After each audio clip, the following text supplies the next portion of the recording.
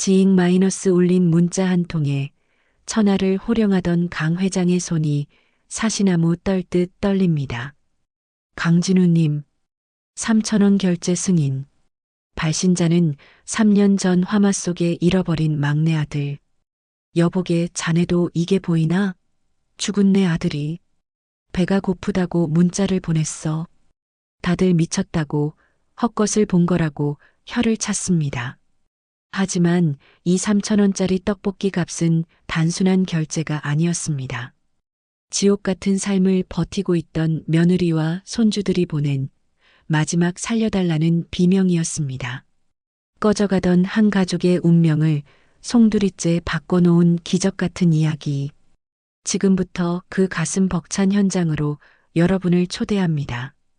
본격적인 사연 시작하기 전에 구독과 좋아요 한번 눌러주세요. 감동 사연을 함께 하시는 동안에 더 따뜻한 행복이 여러분에게 닿으시길 바랍니다. 오늘의 사연 시작합니다. 살을 애는 듯한 칼바람이 서울 변두리의 판자촌 골목을 휩쓸고 지나갑니다. 화려한 조명이 반짝이는 도심의 크리스마스 이브와 달리 이곳은 가로등 하나조차 위태롭게 깜빡이고 있습니다. 재개발이 확정되어 주민 대부분이 떠나버린 텅 빈 동네에는 정막만이 감돌고 있군요. 유리창 곳곳에 테이프가 덕지덕지 붙은 낡은 반지하 방 안에서 거친 기침 소리가 들려옵니다. 이불을 머리까지 뒤집어 쓴 제이가 고열에 시달리며 힘겹게 숨을 몰아쉽니다. 제이의 이마에는 식은땀이 송골송골 맺혀 흐르고 입술은 바싹 타들어가 있습니다. 방 한 구석에 웅크리고 앉은 8살 쌍둥이 율석과 유리가 걱정스러운 눈빛으로 엄마를 바라봅니다. 유리가 배를 움켜쥐며 율석의 소매를 잡아당깁니다.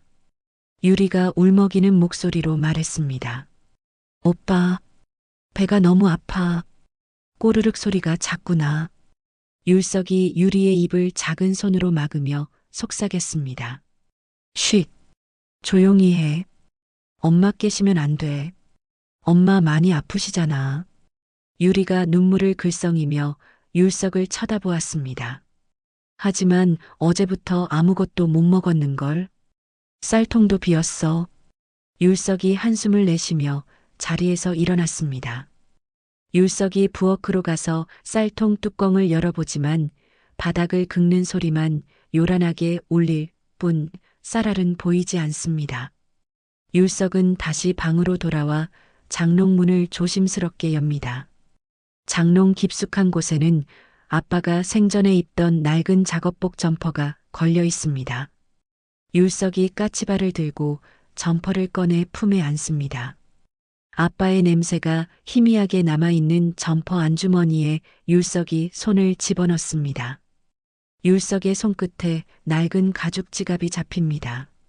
지갑을 열자 꼬깃꼬깃 접힌 빛바랜 쪽지와 검은색 신용카드 한 장이 들어 있습니다. 율석이 쪽지를 펼쳐 서툰 솜씨로 읽어내려갑니다. 율석이 쪽지를 유리에게 보여주며 말했습니다. 이거 봐. 아빠 글씨야. 정말 위급할 때만 쓰라고 적혀 있어. 유리가 눈을 동그랗게 뜨고 물었습니다. 위급한 게 뭐야? 율석이 비장한 표정으로 대답했습니다. 지금처럼 배가 고파서 죽을 것 같은 게 위급한 거야. 엄마도 아파서 못 일어나시잖아. 우리가 밥을 먹어야 엄마 간호도 할 수 있어. 유리가 고개를 끄덕이며 율석의 손을 잡았습니다. 응, 오빠 말이 맞아. 나 떡볶이 먹고 싶어. 저기 골목 앞에 할머니 분식집 있잖아.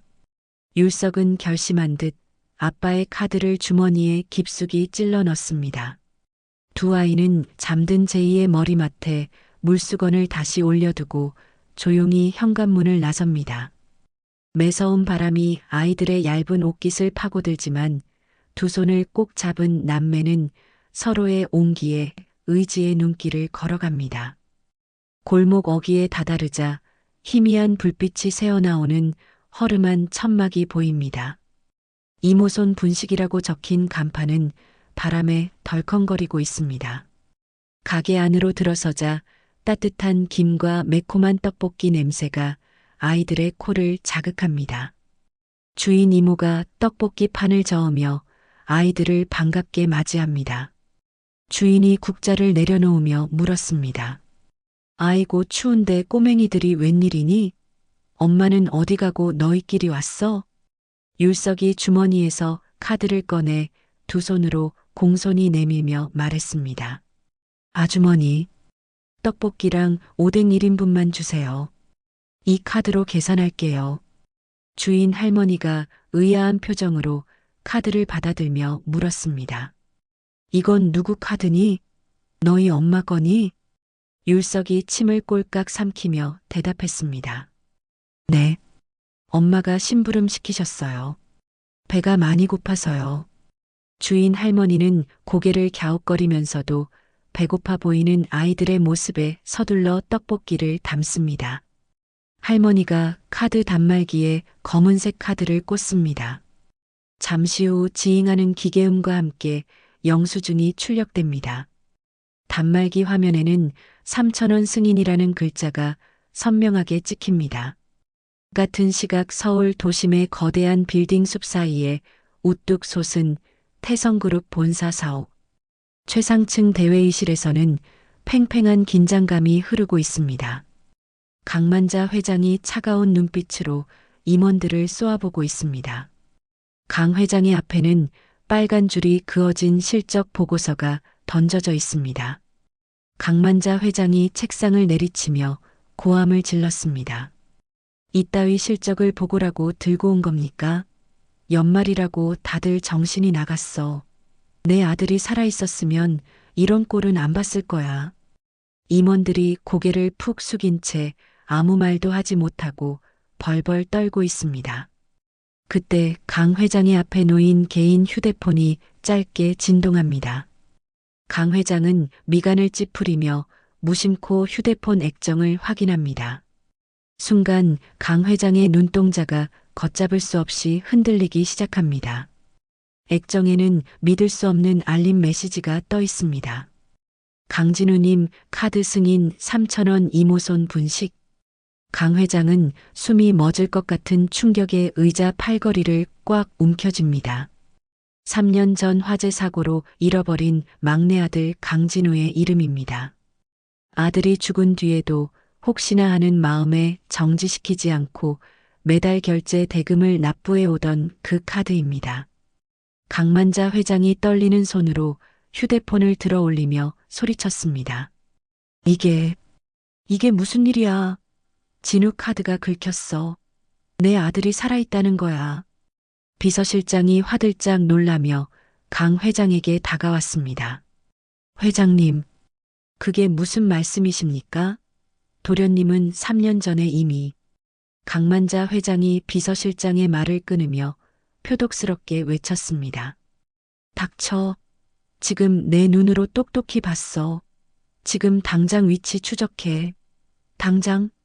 비서실장이 당황하여 허둥지둥 태블릿 PC를 꺼내듭니다. 회의실 안은 순식간에 아수라장이 됩니다. 강 회장은 지팡이를 짚고 자리에서 벌떡 일어납니다. 그녀의 눈에는 눈물이 고여 있으면서도 무서운 집념이 이글거리고 있습니다. 강만자 회장이 창밖을 가리키며 명령했습니다. 회의고 뭐고 다 집어치워. 차 대기시키고 내 아들 찾으러 갈 거야. 지금 당장. 비서실장이 무전기에 대고 급하게 소리쳤습니다. 강 회장의 호령에 따라 검은 정장을 입은 경호원들이 회의실 문을 박차고 들어옵니다. 한편 아무것도 모르는 율석과 유리는 분식집 구석 테이블에 앉아 김이 모락모락 나는 떡볶이를 허검지겁 먹고 있습니다. 유리가 입가에 빨간 양념을 묻히며 행복한 미소를 짓습니다. 유리가 오뎅 국물을 호호 불며 말했습니다. 오빠, 진짜 맛있다. 엄마한테도 갖다 드리자. 율석이 떡 하나를 유리 입에 넣어주며 대답했습니다. 그래, 남은 건 포장해서 가자. 엄마가 드시면 기운 차리실 거야. 분식집 밖 골목 어귀로 검은색 최고급 세단들이 줄지어 들어오기 시작합니다. 타이어가 눈길을 지니기는 소리가 요란하게 들려옵니다. 주인 이모가 놀란 눈으로 가게 밖을 내다봅니다. 주인 이모가 행주를 놓으며 중얼거렸습니다. 아니 이게 무슨 난리래? 전쟁이라도 났나? 율석은 떡볶이를 씹다가 이상한 낌새를 느끼고 창밖을 바라봅니다. 3,000원의 결제가 불러온 거대한 폭풍이 이제 막 아이들 앞에 당도했습니다. 좁은 골목길 입구에는 고급 세단 수십 대가 멈춰서고 검은 양복을 입은 경호원들이 쏟아져 나옵니다. 동네 주민들이 무슨 구경이라도 난 듯 웅성거리며 대문 밖으로 고개를 내밉니다. 경호원들이 주민들을 거칠게 밀어내며 길을 만들자 수행원들의 호의를 받으며 강만자 회장이 차에서 내립니다. 강 회장은 분노로 일그러진 얼굴을 한 채 지팡이로 바닥을 쿵쿵 찍으며 골목을 걸어 올라갑니다. 분식집 앞에 도달한 강 회장이 수행원들에게 손짓하자 경호원들이 가게 문을 벌컥 열어젖힙니다. 차가운 바람과 함께 들이닥친 험악한 사내들을 보고 주인 이모가 국자를 떨어뜨립니다. 주인 이모가 사색이 되어 뒷걸음질 치며 말했습니다. 아니, 당신들 누구야? 왜 남의 가게에 들어와서 행패야? 강만자 회장이 떡볶이 판을 지팡이로 가리키며 소리쳤습니다. 다 필요 없고 방금 여기서 내 아들 카드 긁은 놈 당장 나와. 어떤 놈이 감히 죽은 내 아들 카드를 썼어. 구석 테이블에서 떡볶이를 먹던 율석과 유리가 놀란 눈으로 강 회장을 바라봅니다. 율석의 손에는 아직 긁었던 검은색 카드가 들려 있습니다. 강 회장의 시선이 율석의 손에 들린 카드로 향하자 그녀의 눈에서 불꽃이 튀는 것 같습니다. 강 회장이 성큼성큼 아이들 앞으로 걸어가 율석의 손목을 낚아챕니다. 강만자 회장이 카드를 뺏어 들고 확인하며 소리 질렀습니다. 이거 맞지? 진우 카드. 너희들은 뭐야? 앵벌이니? 어디서 이 카드를 훔쳤어? 바른대로 말 안 해. 유리가 겁에 질려 의앙하고 울음을 터뜨립니다. 율석이 유리의 앞을 가로막으며 강 회장의 손을 뿌리칩니다. 율석이 강 회장을 노려보며 외쳤습니다. 우리 거 뺏지 마세요. 이건 아빠가 우리한테 준 거예요. 도둑질 안 했어요. 강만자 회장이 기가 막히다는 듯 헛웃음을 터뜨리며 말했습니다.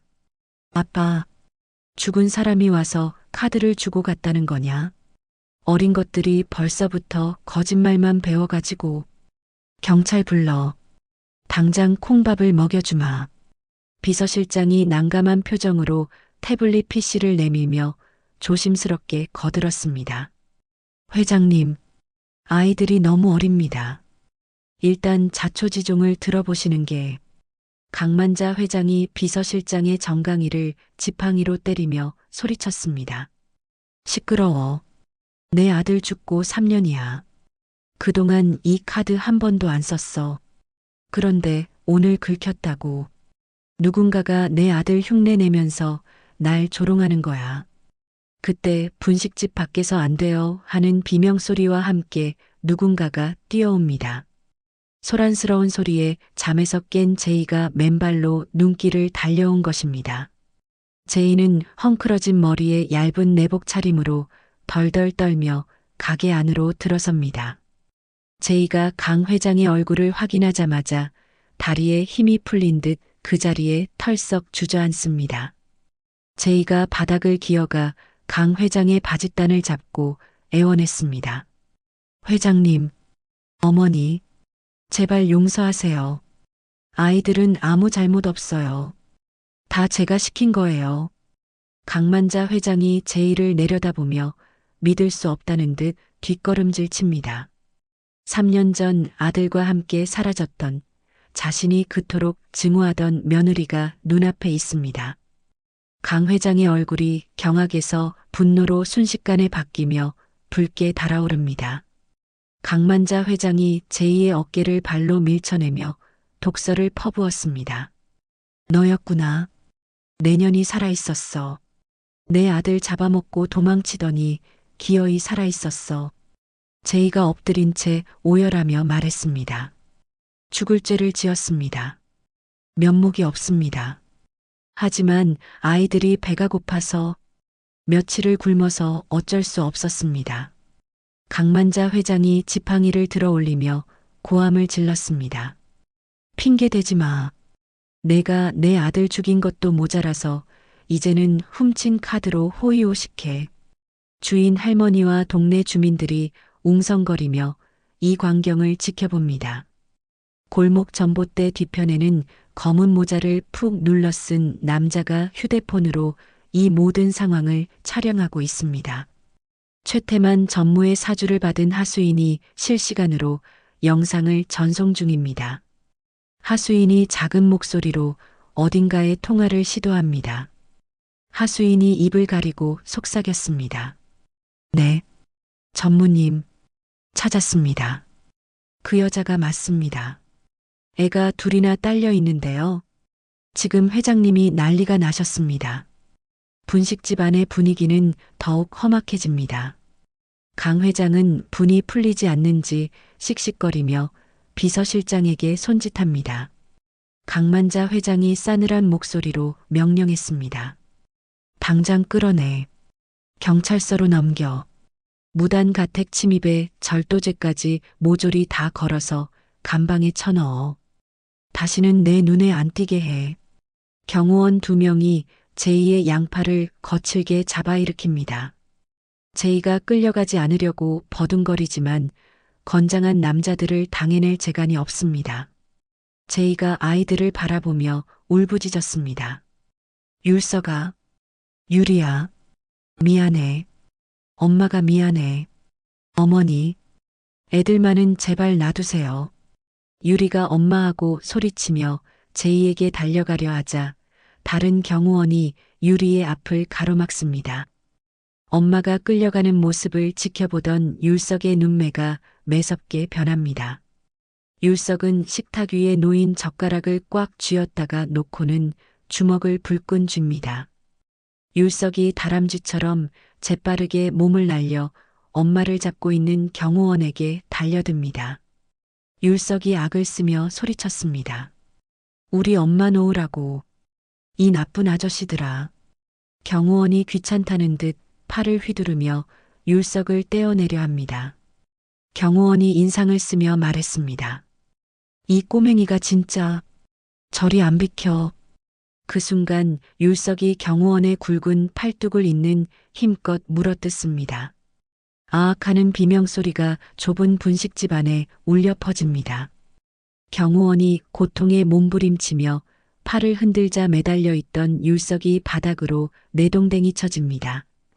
찌익 하는 소리와 함께 낡은 율석의 패딩 소매가 찢어집니다.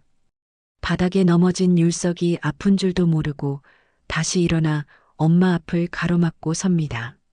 율석이 헐떡거리는 숨을 몰아쉬며 강 회장을 똑바로 노려보고 말했습니다. 할머니가 대장이지. 우리 엄마 괴롭히지 마. 아빠가 엄마랑 우리 지키라고 했어. 내가 엄마 지킬 거야. 강만자 회장이 당돌한 아이의 눈빛을 보고 잠시 멈칫합니다. 그 눈빛이 죽은 아들 강진우의 어릴 적 모습과 너무나도 닮아 있습니다. 강 회장의 시선이 찢어진 패딩 사이로 드러난 율석의 팔뚝에 머뭅니다. 순간 강 회장의 동공이 지진이 난 듯 흔들립니다. 아이의 팔뚝부터 어깨까지 붉고 울퉁불퉁하게 솟아오른 끔찍한 화상 흉터가 선명하게 드러나 있었기 때문입니다. 강 회장의 머릿속에 3년 전 화재 현장에 참혹했던 기억이 섬광처럼 스쳐 지나갑니다. 분식집 안에는 숨막히는 정적만이 감돌고 있습니다. 강만자 회장의 시선은 율석의 찢어진 소매 사이로 드러난 붉은 흉터에 고정되어 있습니다. 마치 세상의 모든 소리가 차단된 듯 강 회장의 귀에는 자신의 거친 심장 박동 소리만 들려옵니다. 그녀는 지팡이를 쥔 손에 힘을 주며 비틀거리는 다리를 간신히 지탱합니다. 율석의 팔뚝을 뒤덮은 흉터는 단순한 상처가 아니라 불길이 살점을 파고든 처참한 흔적입니다. 강 회장의 머릿속에서 3년 전 비서실장이 보고했던 사고 현장의 사진이 선명하게 되살아납니다. 새카맣게 타버린 별장 잔해 속에서 아들 강진우는 무언가를 필사적으로 끌어안은 채 발견되었습니다. 당시에는 시신이 너무 훼손되어 그가 무엇을 안고 있었는지 정확히 알 수 없었습니다. 강 회장은 떨리는 손을 뻗어 율석의 흉터를 조심스럽게 어루만집니다. 차가운 그녀의 손가락 끝에 울퉁불퉁한 피부의 감촉이 전해지자 강 회장의 눈가가 파르르 떨립니다. 강만자 회장이 갈라진 목소리로 물었습니다. 너, 이 상처 언제 생긴 거냐? 말해보거라. 언제 다친 거야? 율석이 겁먹은 표정으로 입을 다물자 바닥에 엎드려 있던 제이가 기어와 율석의 팔을 감쌉니다. 제이는 황급히 아이의 소매를 내려 흉터를 가리려 애씁니다. 제이가 울먹이며 다급하게 말했습니다. 보지 마세요. 흉측해요. 우리 율석이 팔 보지 마세요. 죄송합니다. 제가 잘못했습니다. 강만자 회장이 제이의 손을 거칠게 쳐내며 소리쳤습니다. 비키지 못해. 내가 묻고 있잖아. 저 상처가 뭐냐고 물었어. 제이가 강 회장의 기세에 눌려 어깨를 움츠리며 흐느낍니다. 제이는 율석을 품에 꼭 안고 바닥을 내려다보며 힘겹게 입을 엽니다. 제이가 떨리는 목소리로 대답했습니다. 3년 전이에요. 그날 별장에 불이 났을 때 그이가 율석이를 안고 있었어요. 천장이 무너질 때 율석이를 품에 안고 등으로 불길을 막았어요. 강 회장의 눈동자가 크게 확장되며 숨이 턱 막힙니다. 그녀는 비로소 아들이 죽어가면서까지 지키려 했던 것이 바로 이 아이였음을 깨닫습니다. 아들은 불 속에서 타들어가는 고통을 견디며 제 핏줄을 지켜낸 것입니다. 강 회장의 시선이 율석의 얼굴에서 다시 제이에게로 옮겨갑니다. 그제야 제이의 목덜미와 발목 곳곳에 희미하게 남은 화상 자국들이 눈에 들어옵니다. 그동안 며느리가 재산을 노리고 불을 지르고 도망쳤다고 믿어왔던 강 회장의 억측이 산산이 조각나는 순간입니다. 강만자 회장이 비틀거리며 제이의 어깨를 잡고 일으키며 물었습니다. 너도 그때 거기 있었던 거냐? 도망친 게 아니라 같이 있었던 거야? 제이가 고개를 끄덕이자 눈물이 바닥으로 뚝뚝 떨어집니다. 살리려고 했어요. 어떻게든 그 일을 끄집어내려고 했는데 불길이 너무 세서 아이들만 겨우 데리고 나올 수밖에 없었어요. 죄송해요. 제가 죽일년이에요. 그 일을 살렸어야 했는데. 제이의 통곡 소리가 좁은 분식집을 가득 채웁니다. 강만자 회장은 다리에 힘이 풀려 그 자리에 주저앉고 맙니다. 평생을 철의 여인으로 살아온 그녀의 눈에서 뜨거운 눈물이 왈칵 쏟아집니다. 강 회장은 흙바닥에 앉은 채로 율석과 유리 그리고 제이를 와락 끌어안습니다. 값비싼 밍크 코트가 더러운 바닥에 쓸리지만 그녀는 아랑곳하지 않습니다. 강만자 회장이 오열하며 소리쳤습니다. 아이고 내 새끼들, 내 강아지들. 할미가 미안하다. 할미가 눈이 멀어서 너희를 못 알아봤어. 진우야, 이 못난 어미를 용서해라. 영문을 모르는 유리가 할머니의 눈물에 놀라 고사리 같은 손을 뻗습니다. 유리는 주머니에서 꼬깃꼬깃한 휴지를 꺼내 강 회장의 눈물을 닦아줍니다. 유리가 울먹이며 말했습니다. 할머니 울지 마세요. 유리가 호해줄게요. 아프지 마세요. 손녀의 따뜻한 손길이 닿자 강 회장은 더욱 서럽게 웁니다. 냉랭했던 분식집 안은 순식간에 눈물바다로 변합니다. 지켜보던 주인 할머니도 눈시울을 붉히며 앞치마로 눈물을 훔칩니다. 한편 분식집 밖 전봇대 뒤에서 이 모든 상황을 지켜보던 사내는 당황한 기색이 역력합니다. 그는 떨리는 손으로 전화기를 귀에 가져다 댑니다. 수화기 너머에서는 날카로운 목소리가 들려옵니다. 최태만 전무가 짜증 섞인 목소리로 물었습니다. 뭐야? 상황 정리 끝났어? 노인네가 그 여자 경찰에 넘겼지? 하수인이 주위를 두리번거리며 다급하게 속삭였습니다. 전무님, 큰일 났습니다. 상황이 뒤집혔습니다. 회장님이 며느리랑 손주들을 껴안고 울고 계십니다. 오해가 풀린 것 같습니다. 전화기 너머에서 쨍그랑하고 유리잔 깨지는 소리가 들립니다. 잠시 후 억눌린 분노가 가득 찬 최 전무의 목소리가 들려옵니다. 최태만 전무가 낮게 으르렁거렸습니다. 뭐라고? 오해가 풀려? 그럴 리가 없어. 내가 3년 동안 얼마나 공을 들였는데. 당장 철수해. 눈에 띄지 말고 쥐새끼처럼 빠져나와. 다음 계획은 내가 다시 짠다. 하수인은 전화를 끊고 모자를 더 깊게 눌러 쓴 채 인파 속으로 사라집니다. 분식집 안에서 한참을 울던 강 회장이 겨우 정신을 차리고 눈물을 닦습니다. 그녀는 도끼 어린 눈빛은 온데간데 없고 애틋한 눈빛으로 아이들을 바라봅니다. 강 회장이 율석에 찢어진 옷을 여며주며 비서실장을 돌아봅니다. 비서실장은 이미 눈치를 채고 손수건을 건넵니다. 강만자 회장이 단호한 목소리로 명령했습니다. 김 실장, 당장 차 대기시켜. 그리고 병원에 연락해. 특실 비우고 화상 전문의부터 소아과, 내과 교수들 전부 대기하라고 해. 내 손주들이랑 며느리 지금 바로 입원시킨다. 비서실장이 허리를 90도로 숙이며 대답했습니다. 네, 회장님. 이미 태성병원장에게 직통으로 연락해 두었습니다. 헬기로 이동하시겠습니까? 강만자 회장이 고개를 저으며 제의를 부축해 일으킵니다. 아니, 애들 놀란다. 리무진으로 가자. 내가 안고 갈 거야. 제이는 얼떨떨한 표정으로 강 회장의 부축을 받으며 일어납니다. 율석은 아직 경계심을 완전히 풀지 못한 채 제이의 옷자락을 꼭 잡고 있습니다. 강 회장은 율석과 눈을 맞추며 부드럽게 미소 짓습니다. 강만자 회장이 율석의 머리를 쓰다듬으며 말했습니다. 아가, 많이 무서웠지. 할미가 다 잘못했다. 이제 아무 걱정하지 마라. 배고픈 것도 추운 것도 다시는 없게 해주마. 율석은 할머니의 따뜻한 손길에 굳어있던 표정이 조금씩 풀어집니다.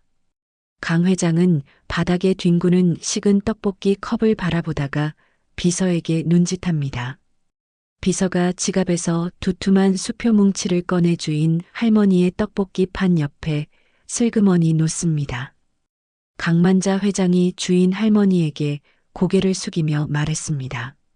주책맞게 행패를 부려 죄송합니다. 우리 애들 밥 챙겨주셔서 고맙습니다. 나중에 정식으로 인사드리겠습니다. 주인 할머니는 수표를 보고 입이 떡 벌어져 말도 잇지 못합니다. 강 회장은 유리를 번쩍 안아들고 다른 한 손으로는 율석의 손을 잡습니다. 제이가 그 뒤를 따르고 경호원들이 양옆으로 도열하여 길을 틉니다. 눈 내리는 판자촌 골목길을 가로질러 화려한 리무진 행렬이 출발 준비를 합니다. 차갑고 어둡기만 했던 아이들의 크리스마스 이브의 기적 같은 봄날의 햇살이 비치기 시작합니다. 리무진의 문이 닫히고 차 안의 훈훈한 공기가 얼어붙은 가족들의 몸을 녹여줍니다. 유리는 푹신한 가죽 시트가 신기한지 연신 엉덩이를 들썩거립니다. 유리가 창밖을 내다보며 해맑게 말했습니다. 우와, 차가 진짜 길다. 우리 이거 타고 어디 가는 거야? 강만자 회장이 유리의 볼을 어루만지며 대답했습니다. 집으로 가는 거야. 진짜 너희 집으로. 리무진이 미끄러지듯 골목을 빠져나가고 그 뒤를 수십 대의 경호 차량이 호위하며 따릅니다. 강만자 회장이 제이를 바라보며 말했습니다. 아가, 그동안 마음고생 많았다. 이제 내가 이 집의 안주인이다. 며칠 뒤에 있을 신년 할애식에서 아이들을 내 후계자로 공식 발표할 거다. 아무도 너희를 무시하지 못하게 내가 만들 거야. 따뜻한 웃음꽃이 피어나는 저택과 달리 태성그룹 부회장실의 공기는 얼음장처럼 차갑습니다. 최태만 전무는 신복에게 보고를 받고 격분하여 마시고 있던 위스키 잔을 벽으로 집어 던집니다. 와장창 하는 소리와 함께 유리 파편이 사방으로 튑니다. 최 전무의 얼굴은 붉게 달아올라 있고 목에는 핏대가 서 있습니다. 최태만 전무가 넥타이를 거칠게 풀어헤치며 소리쳤습니다. 99.9%? 유전자 조작도 실패했다고? 그 멍청한 놈들이 일 처리를 어떻게 하는 거야? 어둠 속에 서 있던 하수인이 고개를 조아리며 벌벌 떱니다. 하수인이 기어 들어가는 목소리로 변명했습니다. 죄송합니다, 전무님. 강 회장님이 워낙 철통같이 감시해서 접근조차 불가능했습니다. 병원부터 집까지 개미 새끼 한 마리 못 들어갑니다. 최태만 전무가 책상을 두 주먹으로 내리치며 숨을 몰아쉽니다. 3년 전 강진우가 죽고 난 뒤 차기 회장 자리는 당연히 자신의 것이라 믿어 의심치 않았습니다. 그런데 갑자기 굴러들어 온 핏덩이들이 자신의 모든 계획을 망치려 하고 있습니다. 게다가 신년 할애식에서 공식 발표까지 한다면 더 이상 돌이킬 수 없는 강을 건너게 됩니다. 최태만 전무가 눈을 가늘게 뜨며 섬뜩하게 중얼거렸습니다. 신년 할애식에서 발표를 해? 호적에 올린다고? 그럼 그 전에 없애버리면 그만이야. 상속자가 사라지면 유언장도 종이 쪼가리에 불과해. 최 전무는 서랍을 열어 대포폰을 꺼내듭니다. 그는 3년 전 화재 사고를 은폐해 주었던 흥신소 소장에게 전화를 겁니다. 신호음이 몇 번 울리고 걸걸한 목소리의 남자가 전화를 받습니다. 최태만 전무가 낮고 은밀한 목소리로 지시했습니다. 나다. 일이 좀 꼬였다. 이번엔 아주 확실하게 처리해야겠다. 신년 할애식 날이다. 쥐도 새도 모르게 아이들만 빼돌려. 기회는 그날뿐이야. 전화를 끄는 최 전무의 입가에 비릿한 미소가 번집니다. 그는 창밖으로 보이는 서울의 야경을 내려다보며 위스키 병을 병째로 들이킵니다. 한편 저택의 율석은 잠옷으로 갈아입기 전 벗어둔 재킷에서 다시 카드를 꺼냅니다. 율석은 카드를 베개 밑에 소중히 넣고 잠든 유리의 이불을 덮어줍니다. 제이가 아이들의 방으로 들어와 율석의 머리를 쓰다듬습니다. 제이가 나직한 목소리로 물었습니다. 율석아, 안 자고 뭐해? 카드는 왜 또 꺼냈어? 율석이 베개를 톡톡 두드리며 대답했습니다. 꿈에서 아빠 만나려고요. 아빠한테 우리 이제 안 춥고 배 안 고프다고 말해줄 거예요. 엄마도 얼른 주무세요. 제이는 율석의 이마에 입을 맞추고 방을 나섭니다. 평화로운 저택의 밤, 고요함 속에서 아이들의 숨소리만이 새근새근 들려옵니다. 하지만 저 멀리 어둠 속에서는 이 행복을 깨뜨리려는 검은 그림자가 서서히 다가오고 있습니다. 다가올 신년 할애식, 가장 화려한 조명 아래서 벌어질 비극을 예고하듯 밤하늘의 달이 구름 뒤로 모습을 감춥니다. 태성그룹 본가 저택의 아침, 팽팽한 긴장감과 설렘이 동시에 감돌고 있습니다. 강만자 회장은 거실 창가에 서서 비서실장에게 일정을 보고받으며 비장한 표정으로 넥타이 핀을 고릅니다. 오늘 열리는 신년 할애식은 단순한 새해 행사가 아님을 누구보다 잘 알고 있기 때문입니다. 강 회장이 거울 속 자신의 눈을 똑바로 응시하며 입을 엽니다. 강만자 회장이 결연한 목소리로 말했습니다. 김 실장, 오늘 행사에 빠진 언론사는 없겠지? 대한민국 기자란 기자는 다 불러 모아야 해. 비서실장이 허리를 숙이며 대답했습니다. 네, 회장님. 주요 방송사와 신문사 모두 참석 확정되었습니다. 그런데 굳이 아이들을 오늘 공개하셔야겠습니까? 최 전무 쪽 움직임이 심상치 않습니다. 강만자 회장이 지팡이를 바닥에 쿵소리 나게 찍으며 단호하게 말했습니다. 그러니까 오늘 해야 하는 거야. 쥐새끼들이 딴 마음을 품기 전에 전 국민 앞에서 대못을 박아야 해. 율석이랑 유리가 내 유일한 후계자라고 공표해버리면 최태만 그놈도 더 이상 꼼수 못 부려. 오늘 이 자리는 내 손주들에게 황금으로 된 갑옷을 입혀주는 날이다. 강 회장의 의도는 명확합니다. 가장 화려하고 공개적인 장소에서 아이들의 지위를 확정지어 그 누구도 넘볼 수 없게 만들려는 것입니다. 잠시 후 드레스룸에서 턱시도와 드레스를 차려입은 율석과 유리가 나옵니다. 제이는 율석의 나비 넥타이를 매만져주며 걱정스러운 눈빛을 감추지 못합니다. 화려한 옷을 입었지만 제이의 마음 한구석에는 왠지 모를 불안감이 피어오릅니다. 제이가 율석의 어깨를 잡고 신신당부했습니다. 율석아, 오늘 할머니 말씀 잘 들어야 해. 사람이 엄청 많을 거야. 절대 할머니 손 놓지 말고 엄마 눈에 보이는 곳에만 있어야 해. 알았지? 율석이 가슴을 펴고 씩씩하게 대답했습니다. 네, 걱정 마세요. 저한테는 아빠 카드가 있잖아요. 제가 유리랑 엄마 지킬 거예요. 율석은 턱시도 안주머니를 툭툭 치며 그곳에 아빠의 낡은 카드가 잘 있는지 확인합니다. 강만자 회장이 아이들을 흐뭇하게 바라보며 다가와 손을 내밉니다. 강만자 회장이 부드러운 미소를 지으며 말했습니다. 자, 가자꾸나. 오늘 세상 사람들에게 너희가 얼마나 대단한 집안의 자식들인지 보여주자. 할미가 너희를 세상의 주인공으로 만들어주마. 리무진을 타고 행사장으로 이동하는 동안 아이들은 긴장한 기색 없이 창밖 구경에 여념이 없습니다. 차 안에서 유리가 학교에서 배운 신년 노래를 부르자 강 회장은 박수를 치며 즐거워합니다.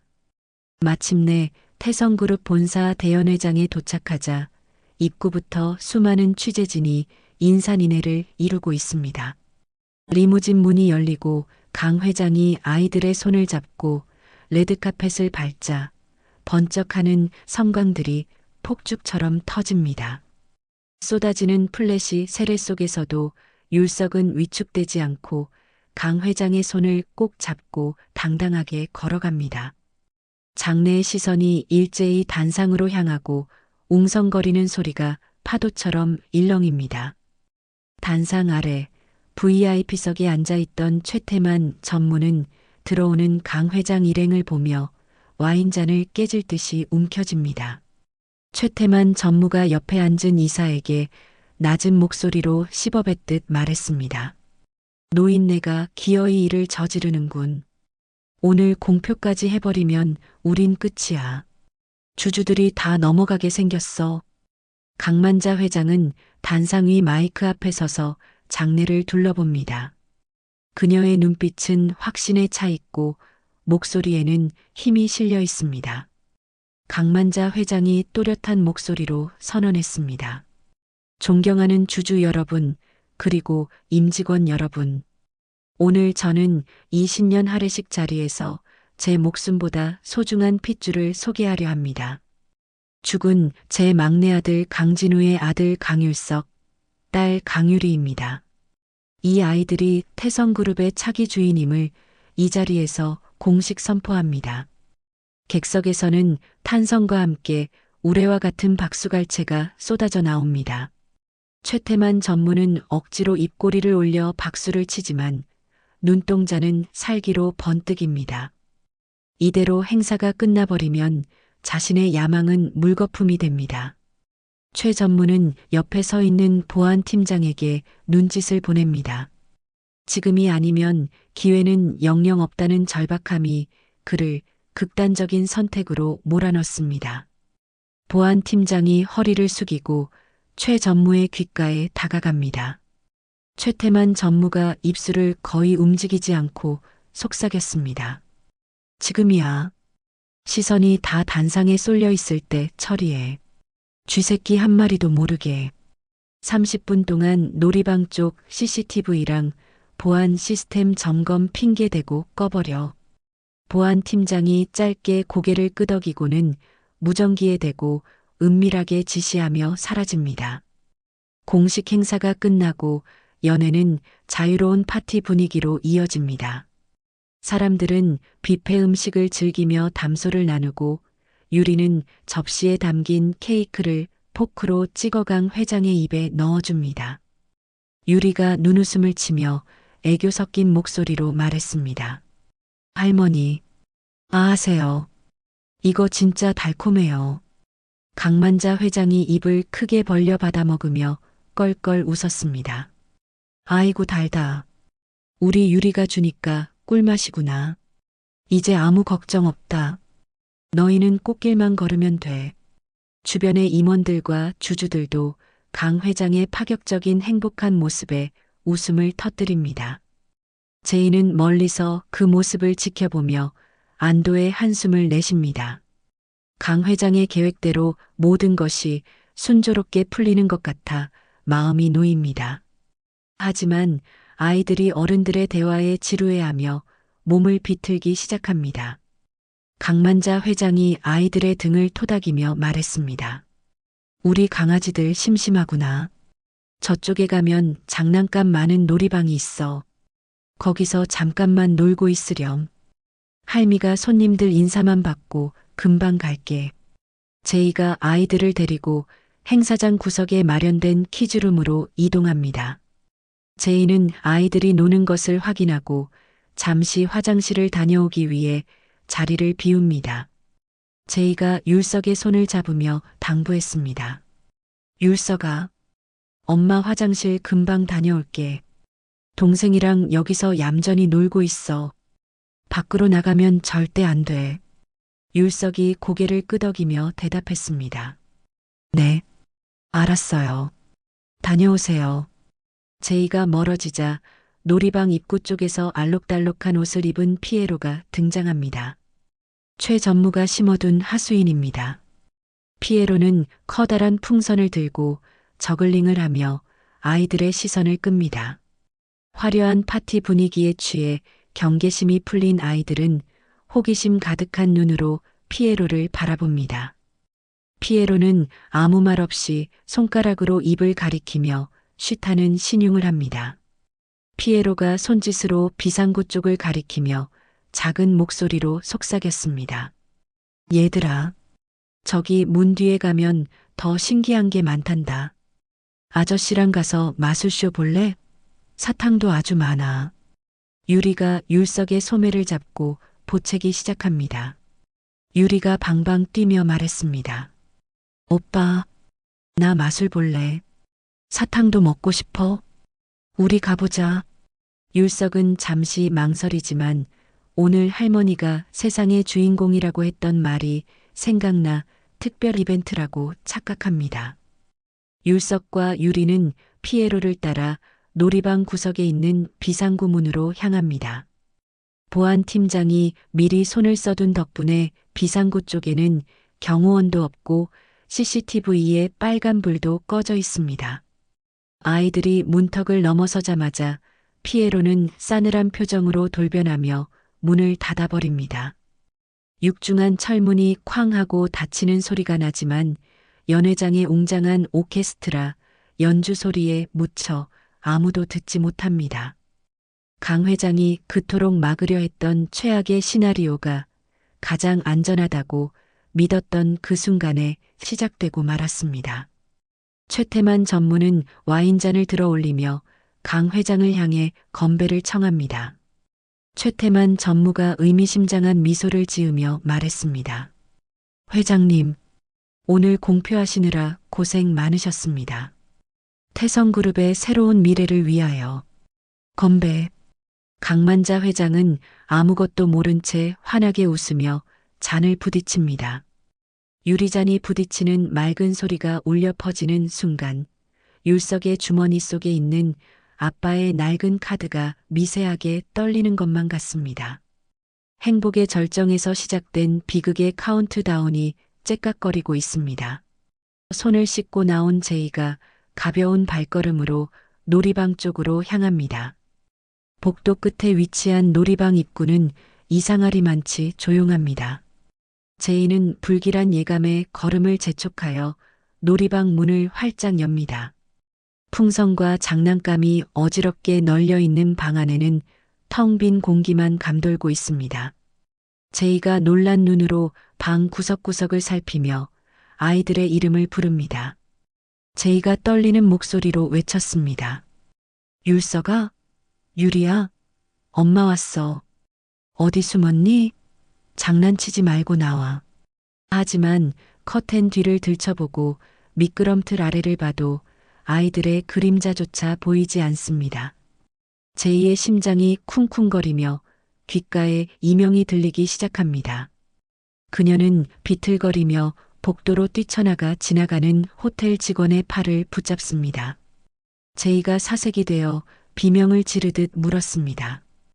여기 있던 아이들 못 보셨나요? 쌍둥이요. 턱시도랑 드레스 입은 아이들 못 봤냐고요. 직원이 당황하여 고개를 저으며 모른다고 대답합니다. 제이는 신발이 벗겨지는 줄도 모르고 연회장 안으로 미친 듯이 달려 들어갑니다. 우아한 클래식 연주가 흐르는 연회장은 여전히 화기애애한 분위기입니다. 제이가 단상 근처에 있는 강만자 회장에게 달려가 그대로 무릎을 꿇습니다. 제이가 숨이 넘어갈 듯 헐떡이며 소리쳤습니다. 어머니, 애들이 없어졌어요. 놀이방에 갔는데 아무도 없어요. 강만자 회장이 들고 있던 와인잔을 바닥에 떨어뜨립니다. 쨍그랑하는 파열음과 함께 붉은 와인이 카펫 위로 피처럼 번집니다. 음악 연주가 뚝 끊기고 장내의 모든 시선이 강 회장 쪽으로 쏠립니다.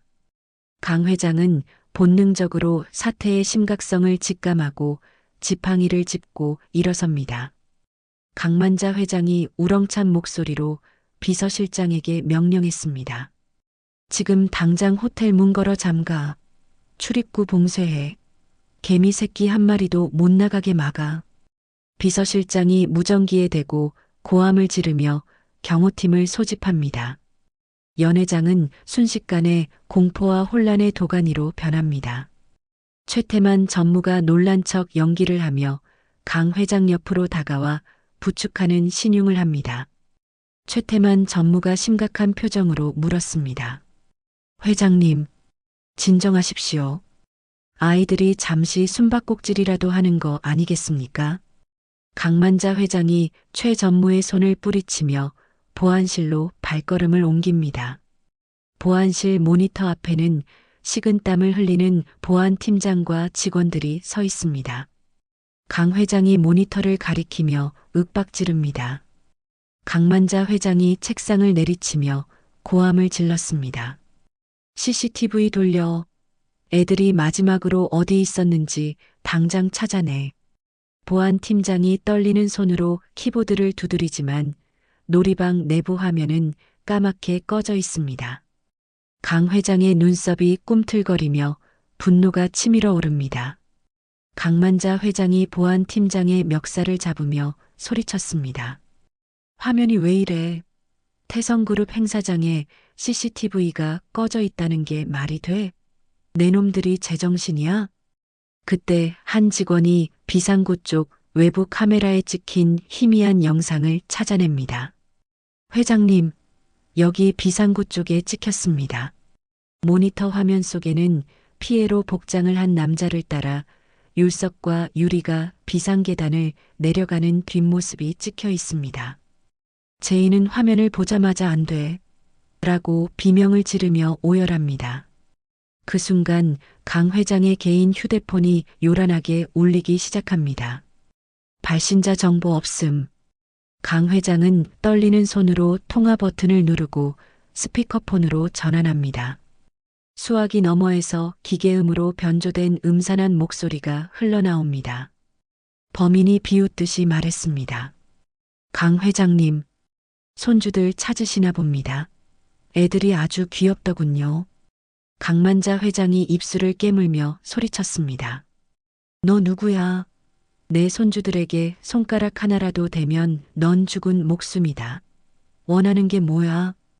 범인이 느긋한 목소리로 대답했습니다. 간단합니다. 지금 당장 기자들 앞에서 상속 포기 각서 쓰고 공증 받으세요. 그리고 경영권 승계 작업 전면 중단한다고 발표하십시오.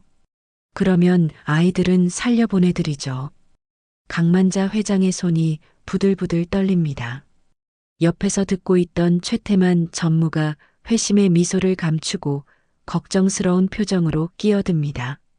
최태만 전무가 강 회장의 귀에 대고 속삭였습니다. 회장님, 놈들이 흥분하면 아이들이 위험합니다. 경찰에 신고하면 놈들이 무슨 짓을 할지 모릅니다. 일단 시키는 대로 하시는 게. 제이가 최 전무의 바짓가랑이를 잡고 애원합니다. 전무님 말씀이 맞아요. 어머니, 경찰 부르지 마세요. 제발 우리 애들부터 살려주세요. 상속이고 뭐고 다 필요 없어요. 강 회장은 혼란스러운 눈빛으로 제이와 최 전무를 번갈아 봅니다. 한편 납치된 율석과 유리는 도심 외곽의 폐공장 지하 창고에 갇혀 있습니다. 습하고 퀴퀴한 곰팡이 냄새가 진동하고 바닥에는 먼지가 수북이 쌓여 있습니다. 화려한 턱시도와 드레스는 이미 흙투성이가 되어 있습니다.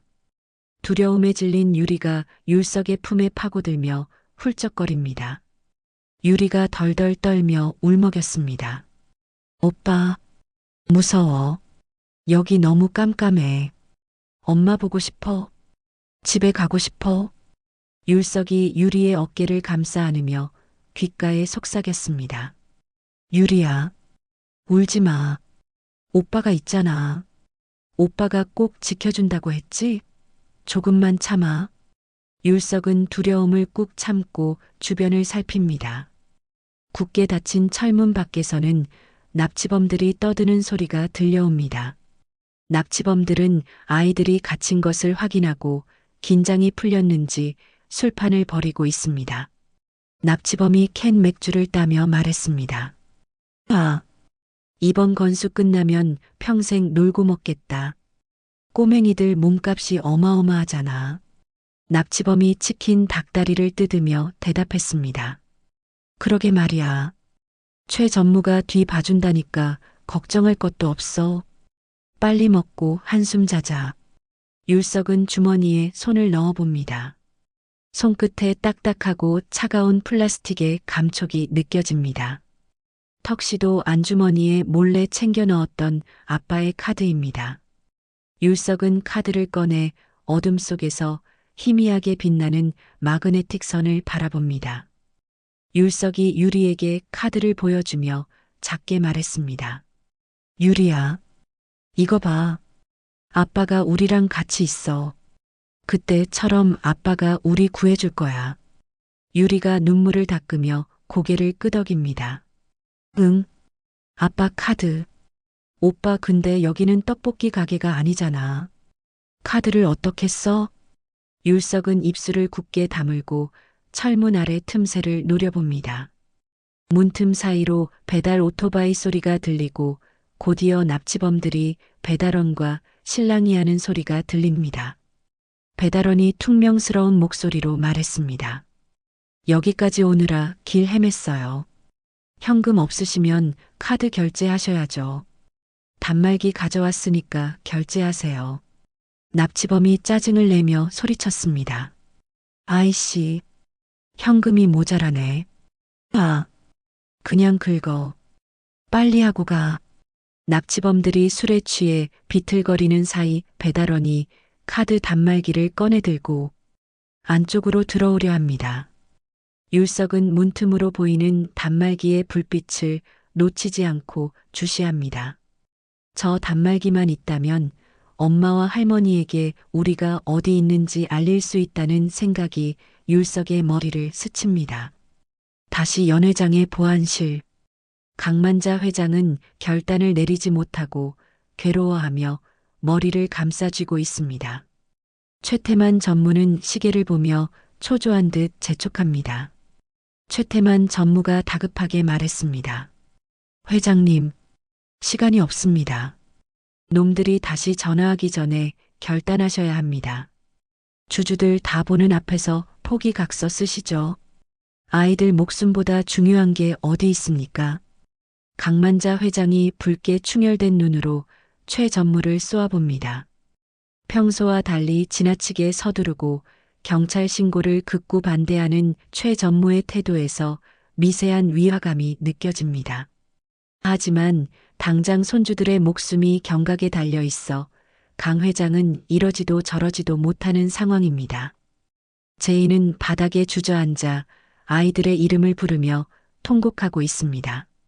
절체절명의 위기 속에서 율석은 창고 안으로 들어올 기회만을 노리며 숨을 죽이고 있습니다. 어둠 속에서 아빠의 낡은 카드를 쥔 율석의 손에 땀이 배어 나옵니다. 폐공장 창고의 철문 앞에서 배달원과 납치범의 실랑이가 격해집니다. 배달원은 헬멧을 쓴 채 카드 단말기를 내밀며 결제를 요구하고 있습니다. 술에 취한 납치범이 비틀거리며 지갑을 찾지만 현금은 보이지 않습니다. 짜증을 내며 소리쳤습니다. 아, 진짜 귀찮게 구네. 아, 그냥 계좌이체 해줄 테니까 가라고. 배달원이 물러서지 않고 단호하게 대꾸했습니다. 사장님이 현장 결제 꼭 받아오라고 하셨어요. 그리고 배달료 5,000원 추가해요. 여기 너무 외지잖아요. 납치범은 닭다리를 씹으며 다가와 배달원의 가슴팍을 거칠게 밀칩니다. 이 자식이 말귀를 못 알아먹네. 좋은 말로 할 때 꺼지라고. 위협적인 분위기에 겁을 먹은 배달원이 뒷걸음질 치다 발이 꼬여 넘어집니다. 그 충격으로 손에 들고 있던 무선 카드 단말기가 바닥으로 미끄러져 철문 안쪽까지 튕겨 들어옵니다. 납치범들은 배달원을 향해 주먹을 휘두르는 신용을 하며 쫓아내기에 급급합니다. 배달원은 기겁하며 단말기도 챙기지 못한 채 오토바이에 올라타 허겁지겁 도망칩니다. 철문 틈새로 들어온 단말기의 파란 불빛이 어둠 속에서 깜빡거립니다. 율석은 심장이 터질 것 같지만 지금이 아니면 기회가 없다는 것을 본능적으로 직감합니다. 율석이 유리에게 작게 속삭였습니다. 유리야, 눈 감고 있어. 오빠가 금방 할게. 율석은 엎드린 채 포복하듯 기어가 떨어진 단말기를 낚아챕니다. 분식집에서 할머니가 했던 동작을 떠올리며 덜덜 떨리는 손으로 카드를 꽂습니다. 금액을 입력하라는 화면이 뜨자 율석은 다급한 마음의 숫자 0 버튼을 미친 듯이 연타합니다. 3천만 원이라는 말도 안 되는 금액이 찍히고 율석은 초록색 입력 버튼을 띠리링 마이너스 승인되었습니다. 고요한 창고 안에 기계음이 날카롭게 울려 퍼집니다. 술을 마시러 돌아오던 납치범들이 그 소리를 듣고 멈칫합니다. 납치범이 눈을 부라리며 소리쳤습니다. 뭐야? 방금 무슨 소리야? 안에서 난 거 아니야? 같은 시각 숨막히는 침묵이 흐르던 호텔 보안실. 강만자 회장은 초조함에 입술을 물어뜯고 있습니다. 그때 탁자 위에 놓인 강 회장의 휴대폰이 요란한 진동과 함께 화면이 켜집니다. 강진우님 카드 승인. 3천만 원. 일시불. 가맹점 번개 배달 대행. 위치 경기도 남양주시 화도 폐공장 단지. 강 회장은 액정에 뜬 터무니없는 금액과 위치를 보고 벌떡 일어납니다.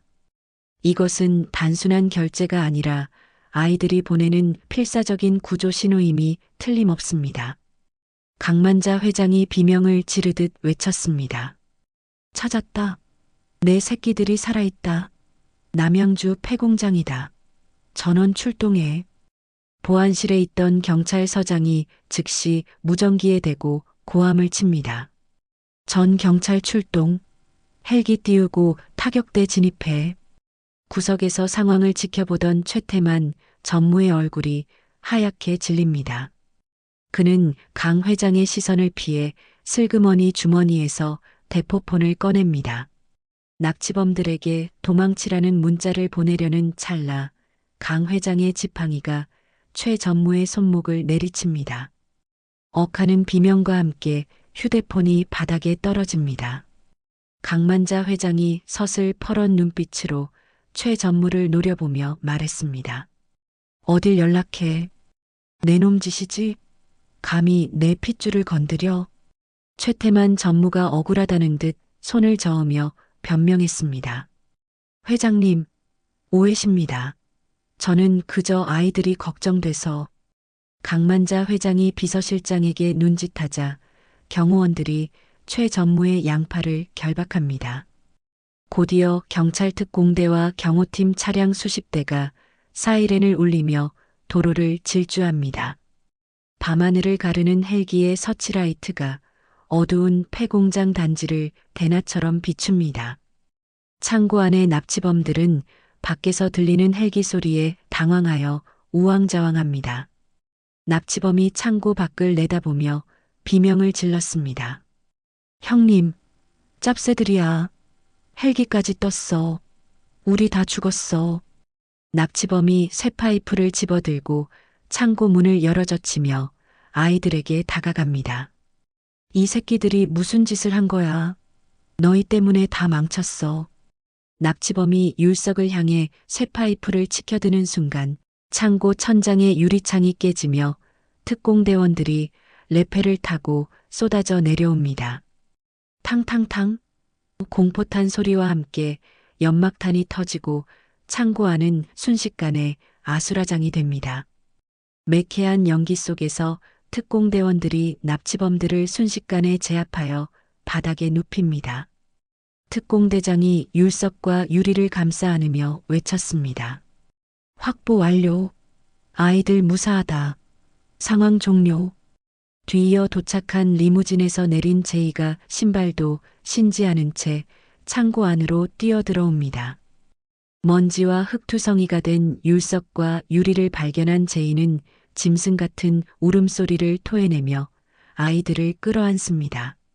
제이가 오열하며 소리쳤습니다. 아가, 율석아, 유리야, 엄마 여기 있어. 괜찮아.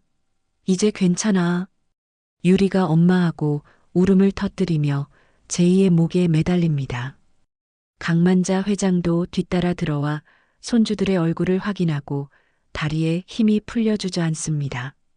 율석은 그제야 긴장이 풀린 듯 손에 쥐고 있던 단말기와 카드를 놓칩니다.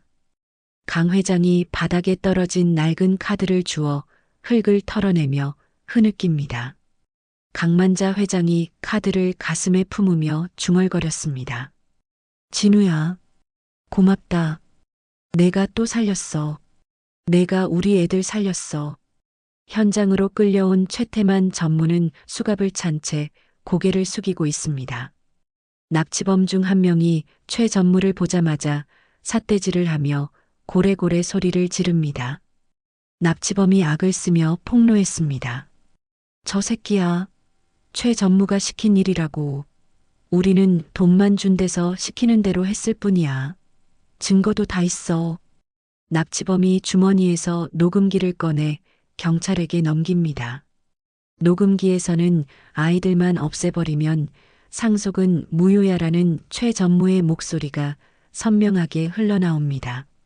제이가 그 소리를 듣고 벌떡 일어나 최 전무에게 달려듭니다. 제이는 신고 있던 슬리퍼가 벗겨지는 것도 아랑곳하지 않고 최 전무의 뺨을 잇는 힘껏 후려칩니다. 짝! 하는 소리가 창고 안에 메아리칩니다. 제이가 피를 토하듯 절규했습니다. 당신이 사람이야? 어떻게 애들에게 그런 짓을 해? 당신은 악마야. 최태만 전무가 고개를 돌린 채 헛웃음을 짓자 이번에는 강 회장이 지팡이로 최 전무의 정강이를 가격합니다. 최 전무가 비명을 지르며 무릎을 꿇습니다. 강만자 회장이 서늘한 목소리로 일갈했습니다. 내 회사에서, 내 집안에서 영원히 제명이다. 감옥에서 썩어 문드러질 때까지 넌 내 돈으로 산 밥 한 톨도 못 먹을 줄 알아라. 경찰들이 최 전무를 일으켜 세워 연행해 갑니다. 창고 밖에는 어느새 수많은 취재진이 몰려와 플래시를 터뜨립니다. 태성그룹 납치극의 전말, 최태만 전무 체포라는 속보가 전광판을 통해 전국으로 송출됩니다. 제이는 아이들을 품에 꼭 안고 다시는 놓지 않겠다는 듯 흐느낍니다. 율석이 엄마의 눈물을 고사리 같은 손으로 닦아주며 주머니에서 다시 카드를 챙깁니다. 율석이 씩씩한 척하며 말했습니다. 엄마, 울지 마. 아빠가 지켜줬잖아. 나 하나도 안 무서웠어. 진짜야. 강만자 회장이 율석의 머리를 쓰다듬으며 눈물을 훔칩니다. 그래, 우리 장손 정말 장하다. 내 아비보다 훨씬 낫구나. 사건 현장이 정리되고 가족들은 구급차와 리무진에 나누어 타고 병원으로 향합니다. 창고 밖 밤하늘에는 어느새 먹구름이 걷히고 밝은 보름달이 떠올라 있습니다. 차갑고 어두웠던 공포의 시간은 가고 3천만 원이라는 엉뚱한 결제가 만들어낸 기적이 가족을 다시 하나로 묶어주었습니다. 다음 날 아침 태성그룹의 주가는 폭락할 것이라는 예상과 달리 상한가를 기록합니다. 목숨을 걸고 자식을 지킨 며느리와 죽어서도 아이들을 지킨 아들의 이야기가 대중들의 마음을 울렸기 때문입니다. 그리고 그 중심에는 3년 전 죽은 아빠의 낡은 카드 한 장이 있었습니다. 매서웠던 겨울바람이 물러가고 따스한 봄 햇살이 대지를 감싸 안는 계절이 돌아왔습니다. 경기도의 한 한적한 공원 묘지에는 노란 개나리가 흐드러지게 피어 황금빛 물결을 이루고 있습니다. 검은 상복 대신 화사한 파스텔 톤의 원피스와 정장을 차려입은 일가족이 언덕을 오르고 있군요. 강만자 회장은 더 이상 지팡이에 의지하지 않고 씩씩하게 걸음을 옮깁니다. 그녀의 양옆에는 훌쩍 자란 율석과 유리가 할머니의 손을 꼭 잡고 제잘거리고 있습니다. 제이는 남편이 생전에 좋아하던 안개꽃 다발을 품에 안고 뒤따르며 평온한 미소를 짓습니다. 고 강진우라는 이름이 새겨진 비석 앞에 가족들이 멈춰섭니다. 율석이 가방에서 주섬주섬 무언가를 꺼내 비석 앞에 자랑스럽게 펼쳐놓습니다. 빨간 색연필로 동그라미가 크게 그려진 100점짜리 수학 시험지입니다. 율석이 비석을 쓰다듬으며 의젓하게 말했습니다. 아빠, 저 이번에도 100점 맞았어요. 학교에서 반장도 됐고요. 약속대로 엄마랑 유리 잘 지키고 있어요. 유리는 고사리 같은 손으로 카네이션 바구니를 시험지 옆에 놓으며 배시시 웃습니다. 유리가 꽃향기를 맡으며 애교 섞인 목소리로 말했습니다. 아빠, 이건 내가 만든 꽃이야. 예쁘지? 할머니가 나 미술 학원도 보내줬어. 나중에 커서 화가 될 거야. 제이는 비석 앞에 무릎을 꿇고 앉아 남편의 사진을 한참 동안 바라봅니다. 사진 속 강진우는 환하게 웃고 있고 제이의 눈가에는 그리움의 눈물이 맺힙니다. 하지만 그 눈물은 더 이상 슬픔이나 회한의 눈물이 아닌 감사의 눈물입니다. 제이가 손수건으로 비석의 먼지를 닦으며 나지막이 속삭였습니다. 여보, 우리 잘 지내요. 당신이 목숨 걸고 지켜준 덕분에. 우리 가족 이렇게 행복해요. 거기서는 아프지 말고 편히 쉬어요. 강만자 회장이 제이의 어깨를 토닥이며 비석 앞으로 다가섭니다. 그녀는 아들의 사진을 어루만지며 깊은 한숨을 내쉽니다. 그 한숨에는 지난 3년의 오해와 고통을 모두 털어버리는 후련함이 담겨 있습니다. 강만자 회장이 아들에게 말을 걸 듯 부드럽게 말했습니다. 진우야, 이제야 이 어미가 제구실을 한다. 내 처랑 자식들, 내 눈에 흙이 들어가기 전까지는 무슨 일이 있어도 지켜주마. 아무 걱정하지 마라. 강 회장은 잠시 머뭇거리다가 율석을 바라보며 손을 내밉니다. 강만자 회장이 인자한 미소를 지으며 부탁했습니다. 율석아, 이제 아빠 카드는 아빠한테 돌려주자. 아빠도 거기서 맛있는 거 사드셔야지. 율석은 품속에서 낡고해진 검은색 카드를 꺼내 잠시 만지작거립니다. 가장 무섭고 힘들었던 순간마다 자신을 지켜주었던 수호신 같은 물건입니다. 율석은 아쉬운 듯 카드를 바라보다가 결심한 듯 고개를 끄덕입니다. 율석이 강 회장에게 카드를 건네자 강 회장은 비석 옆에 마련된 작은 유리 보관함에 카드를 조심스럽게 넣습니다.